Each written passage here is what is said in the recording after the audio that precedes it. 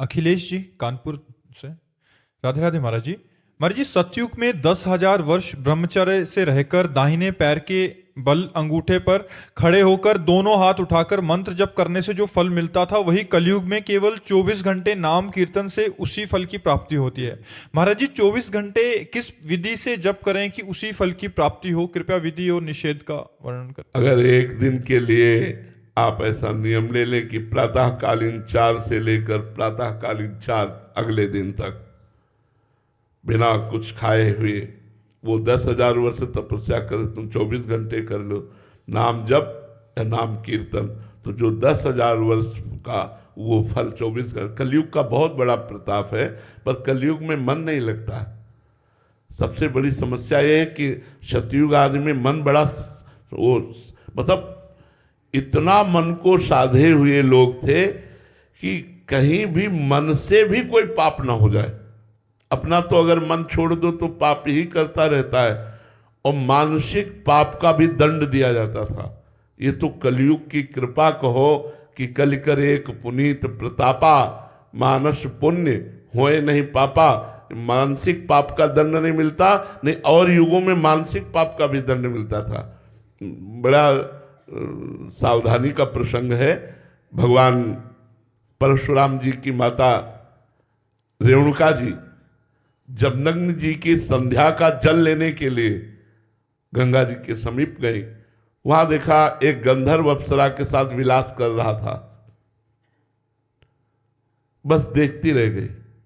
इतने में विलंब हो गया तो देखा संध्या का समय तो निकल गया, अब क्या करें। गई और सर झुका करके जल अर्पित किया। महर्षि जमदग्नि जी ने कहा विलंब का कारण, उन्होंने स्पष्ट कहा, मिथ्या भाषण नहीं किया। उन्होंने कहा गंधर्व अप्सरा के साथ केली कर रहा था, उसको देखने में हमारी रुचि हुई, इसलिए अपराध। एक पतिव्रता होकर दूसरे पुरुष के विलास को देखकर तुम्हारे मन में रुचि उत्पन्न हुई, इसलिए तुम दंडनीय हो, अपराधी हो, तुम्हें दंड मिलेगा। अपने पुत्रों से कहा उठो और इसका गला काट दो। किसी की हिम्मत नहीं हुई कि मां का गला काट दे।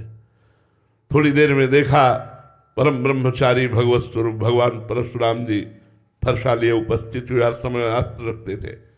प्रणाम किया, उनका बेटा अपनी मां का गला काट दो। प्रश्न नहीं किया, तुरंत काट दिया। अपने भाइयों का गला काट दो, प्रश्न नहीं किया, तुरंत काट दिया। बोले मैं बहुत प्रसन्न हूं, वरदान मांगो। तो उनका मेरी माँ और भाई पुनः जीवित हो जाए, उनको ये स्मृति भी न रहे कि मैंने वध किया।